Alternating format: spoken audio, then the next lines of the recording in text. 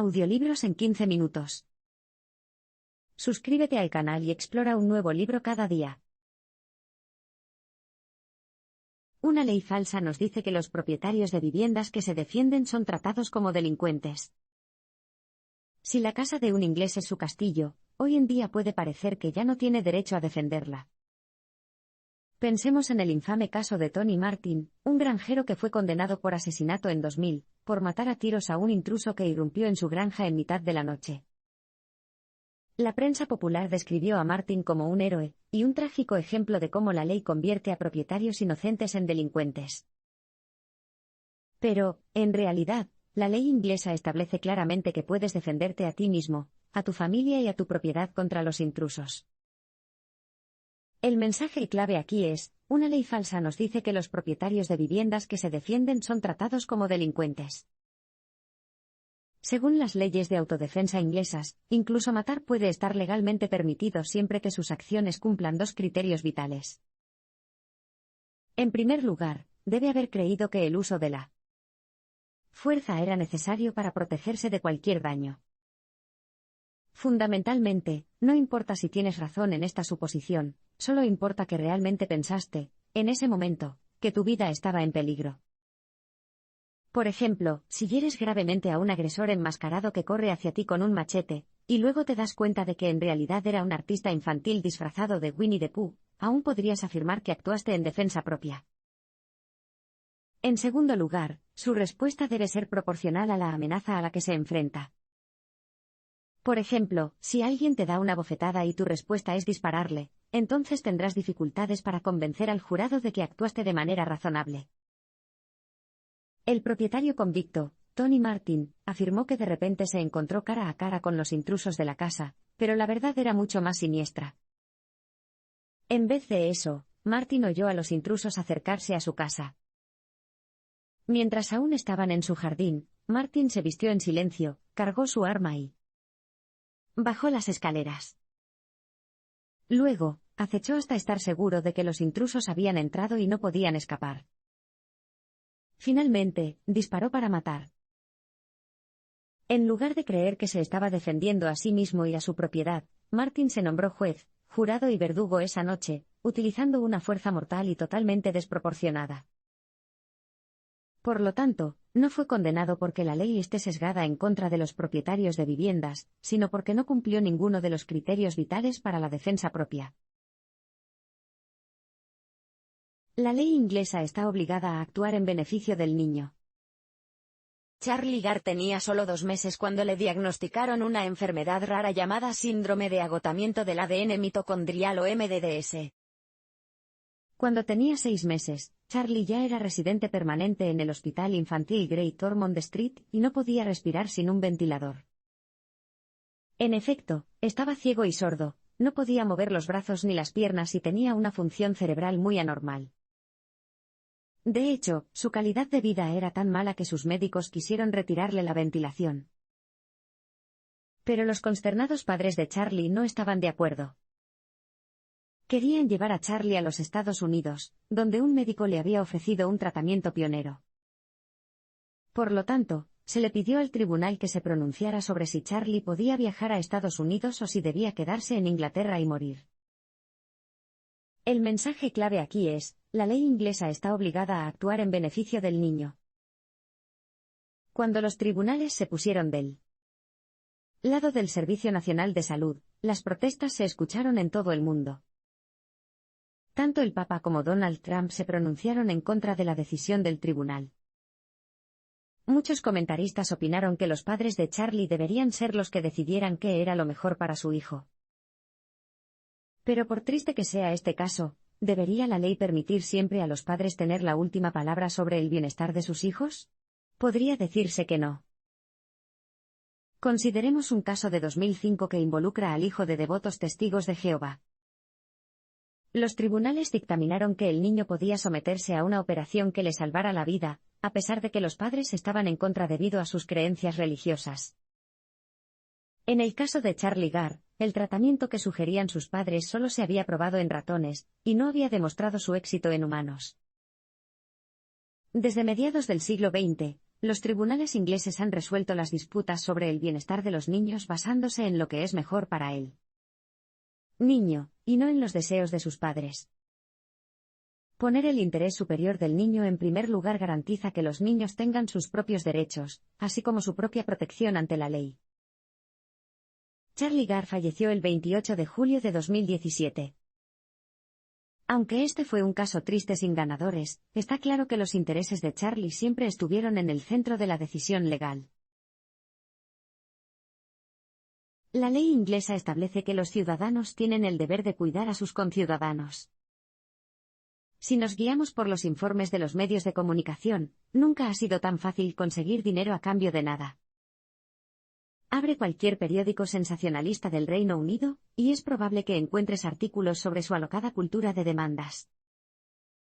Como el chico al que le salpicaron natillas en la cafetería de la escuela y ganó un pago de 6,000 libras, o el limpiador que se cayó por su propia mopa y recibió una indemnización de 9,000 libras. Estos casos pueden parecer ridículos, pero cuando examinamos la legislación inglesa sobre lesiones personales, empezamos a ver cómo los percances con las natillas y las fregonas pueden justificar sumas tan altas. El mensaje clave aquí es, la ley inglesa establece que los ciudadanos tienen el deber de cuidar a sus conciudadanos. Esto significa que cuando las personas realizan cualquier actividad en Inglaterra, ya sea como empleador, proveedor de servicios o como particular, tienen el deber de llevar a cabo esa actividad de una manera que no esperen razonablemente que cause daño a nadie más. Si es propietario de una fábrica, por ejemplo, tiene el deber de garantizar que sus empleados cuenten con el equipo de protección adecuado, y que sus máquinas estén bien mantenidas, y no sea probable que causen daños a quienes las utilizan. Si no se molesta en hacer estas cosas y, como resultado, uno de sus empleados se lesiona, la ley puede decidir que ha incumplido su deber de diligencia. Pero, ¿cómo deciden los tribunales la cuantía de la indemnización que se concederá a las víctimas de lesiones personales? Para llegar a una cifra adecuada, el tribunal considera el dolor y la angustia que las víctimas han sufrido como resultado de sus lesiones. Luego, el tribunal contabiliza los costos financieros inmediatos para las víctimas, como el tiempo libre no remunerado para recuperarse o cualquier costo incurrido en concepto de facturas médicas. Por último, el tribunal también considera cualquier pérdida financiera futura en la que puedan incurrir las víctimas, por ejemplo, si sus lesiones reducen su capacidad de trabajo a largo plazo. En el caso del niño que recibió 6,000 libras por haber sido salpicado con natillas, lo que los periódicos no mencionaron fue que las natillas estaban tan calientes que el niño quedó con la cara gravemente quemada. Y, como resultado, quedará marcado de por vida. Con esto en mente, pregúntese si este demandante por lesiones personales realmente recibió algo a cambio de nada o si se trata de otro ejemplo de ley falsa. Fake Law acusa a la Ley de Derechos Humanos de defender a criminales peligrosos. No hace falta decir que los derechos humanos son importantes, pero, ¿qué ocurre cuando la legislación de derechos humanos va demasiado lejos? Pensemos en el caso de Mohamed Ibrahim, un ciudadano iraquí que vive ilegalmente en Gran Bretaña. En 2003, fue declarado culpable de delitos de conducción tras verse involucrado en un accidente de tráfico, en el que murió una niña de 12 años. Cuando Ibrahim salió de prisión, el gobierno del Reino Unido intentó deportarlo de vuelta a Irak, pero descubrió que no podía. ¿Por qué? Porque un juez dictaminó que deportarlo sería una violación de sus derechos humanos. El mensaje clave aquí es, Fake Law acusa a la Ley de Derechos Humanos de defender a delincuentes peligrosos. Pero, ¿qué tan precisa es esta evaluación? Empecemos por analizar más de cerca la legislación de derechos humanos del Reino Unido. Las leyes de derechos humanos del Reino Unido están consagradas en la Ley de Derechos Humanos de 1988, que a su vez se basa en el Convenio Europeo de Derechos Humanos. El Convenio Europeo garantiza a cada persona en Europa sus derechos humanos básicos, como el derecho a la vida, el derecho a no ser torturado, y el derecho a no ser discriminado por motivos de raza, sexo o religión. En una democracia moderna, estos derechos no suenan tan controvertidos. Entonces, ¿por qué se acusa a la Ley de Derechos Humanos de defender a peligrosos delincuentes extranjeros? Gran parte de la tensión se debe al artículo 8 de la Ley de Derechos Humanos, que se refiere al derecho a la vida familiar. Según esta disposición, por ejemplo, un ciudadano no británico puede impugnar su orden de deportación con el argumento de que tiene una familia en el Reino Unido y, si fuera deportado, se le privaría de la vida familiar. En el caso del señor Ibrahim, por ejemplo, el juez tuvo en cuenta a sus 2 hijos pequeños dependientes. Pero lo que muchos no se dan cuenta es que los tribunales no solo tienen en cuenta el derecho del demandante a una vida familiar, sino también el derecho de sus hijos a una vida familiar. Después de todo, si el señor Ibrahim hubiera sido deportado, sus hijos pequeños habrían perdido a su padre y habrían sufrido las consecuencias. Por supuesto, casos como el del señor Ibrahim son complicados y es posible que algunos no estén de acuerdo en que se hizo justicia. Pero no es cierto que la ley de derechos humanos esté del lado de los delincuentes peligrosos. En cambio, simplemente ve a los delincuentes como personas y también como padres. La carga de la prueba recae en la Fiscalía. Es una realidad incómoda del sistema judicial inglés que no todas las víctimas de delitos reciben justicia. Considere un escenario en el que el caso de una víctima de violación vaya a los tribunales. La víctima sube al estrado y declara, una experiencia agotadora que hace que la víctima se sienta como si fuera ella la que está siendo juzgada. Sin embargo, después de todo esto, el agresor es declarado inocente. Cuando el acusado sale libre, la víctima se queda con la sensación de que el sistema judicial estaba en su contra desde el principio. Y puede que tengan razón. Sin embargo, la razón por la que nuestra hipotética víctima de violación se sintió como si fuera la que estaba siendo juzgada durante el proceso es porque, en cierto sentido, lo fue. El mensaje clave aquí es, la carga de la prueba recae en la Fiscalía. Esto significa que el trabajo de la Fiscalía es persuadir al jurado de que el acusado es culpable, mientras que el acusado se presume inocente. No solo eso, la Fiscalía debe persuadir al jurado más allá de toda duda razonable de que el acusado es culpable. Este requisito se conoce como estándar de prueba. En nuestro escenario, esto significa que todo lo relacionado con la historia de la víctima, desde su reputación hasta su carácter y su versión de los hechos, será discutido agresivamente por el equipo legal del acusado. Y a menudo, en los casos que dependen de la palabra de una persona contra la de otra, este nivel de prueba extremadamente alto no se puede cumplir con las pruebas disponibles, y el jurado no puede condenar al acusado. Si bien esto puede parecer profundamente injusto, hay buenas razones por las que la ley opera de esta manera. Si la carga de la prueba recaía en la defensa, los acusados tendrían que demostrar su inocencia. Dado que a menudo es imposible probar una afirmación negativa, el resultado sería que más personas inocentes serían declaradas culpables. ¿Y cuáles serían las consecuencias si se redujera el nivel de prueba? Si bien el alto nivel de prueba exigido permite que algunos culpables escapen al castigo, también garantiza que, en teoría, los ciudadanos respetuosos de la ley no tengan nada que temer del sistema de justicia penal. Si los miembros del jurado no necesitaran estar convencidos, sino que solo estuvieran casi seguros de la culpabilidad de alguien, muchas personas podrían terminar condenadas sobre la base de pruebas débiles, y de un testimonio de testigos de mala calidad.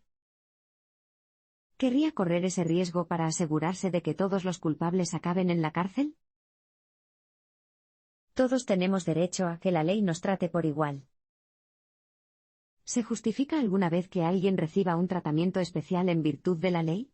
En 2008, el público británico parecía pensar que sí. El nombre de esa persona era Sir Fred Goodwin, y en los meses posteriores a la crisis financiera de 2008, se convirtió en el enemigo público número 1. Gracias a su pésima toma de decisiones como director ejecutivo del Royal Bank of Scotland, el gobierno tuvo que rescatar al banco con grandes gastos de los contribuyentes. Tras verse obligado a dimitir, los medios de comunicación se enteraron de que todavía tenía derecho a una pensión anual de 700.000 libras esterlinas del banco, de por vida. No pasó mucho tiempo antes de que los ministros del gobierno intervinieran. Harriet Harman, la líder de la Cámara de los Comunes en ese momento, dijo que el contrato de Goodwin podría haber sido exigible en un tribunal de justicia, pero ante el tribunal de la opinión pública no era aceptable. El gobierno, dijo, se aseguraría de que Sir Fred no recibiera su pensión. El mensaje clave aquí es, todos tenemos derecho a que la ley nos trate por igual. Si bien los comentarios de Harman pueden parecer justificados, el razonamiento en que se basan es profundamente erróneo. Uno de los principios fundamentales del sistema judicial moderno es que todos somos iguales ante la ley, y la ley se aplica por igual a cada uno de nosotros. Desde la introducción de la Carta Magna en el siglo XIII, se ha prohibido, al menos en teoría, que cualquier persona en Inglaterra reciba un tratamiento legal especial por ser quien es. Esta posición legal se fortaleció en 1689 con la introducción de la Declaración de Derechos, que afirmaba que nadie, ni siquiera los reyes y las reinas, estaba fuera del alcance de la ley. Hoy, nos guste o no, este noble principio de igualdad también se extiende a las personas que no nos gustan especialmente, incluso a personas como Sir Fred Goodwin. En otras palabras, el Tribunal de la Opinión Pública puede haber declarado a Fred Goodwin culpable de arrogante y de no merecer su pensión, pero eso no impide que su contrato de trabajo sea legalmente vinculante.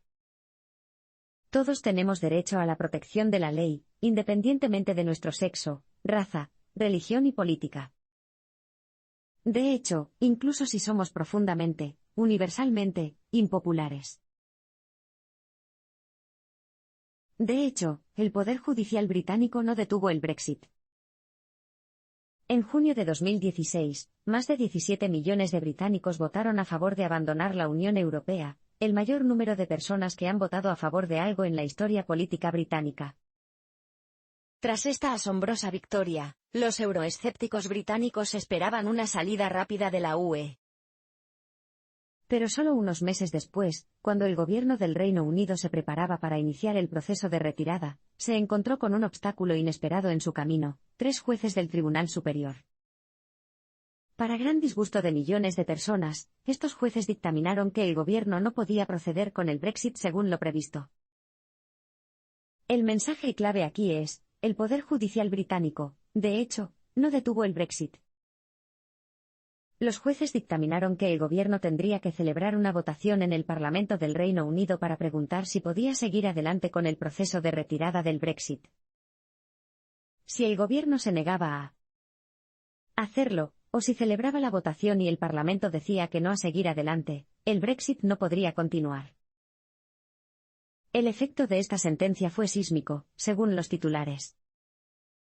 El Daily Mail declaró a los jueces enemigos del pueblo. Su interferencia en el Brexit no solo fue mala, como denunciaron muchos políticos y expertos, sino que también fue antidemocrática. El pueblo del Reino Unido había hablado y ahora, lo que muchos consideraban, el poder judicial eurófilo y de tendencia izquierdista los apuñalaba por la espalda. Sin embargo, para llegar a la verdad, examinemos por qué se pidió a estos jueces que se pronunciaran sobre el Brexit en primer lugar. La activista Gina Miller presentó el caso contra los planes del gobierno para el Brexit. Sus abogados argumentaron que el gobierno no tenía la autoridad para seguir adelante con el Brexit sin consultar al Parlamento. El Tribunal Superior estuvo de acuerdo con ella, y argumentó que las consecuencias de salir de la UE serían tan trascendentales que equivaldrían a un cambio en la legislación nacional del Reino Unido. Según la Constitución británica, los cambios en la legislación nacional deben ser votados y aprobados por el Parlamento. Por lo tanto, en lugar de detener el Brexit, los jueces se limitaron a describir cómo el gobierno podría lograrlo adecuadamente.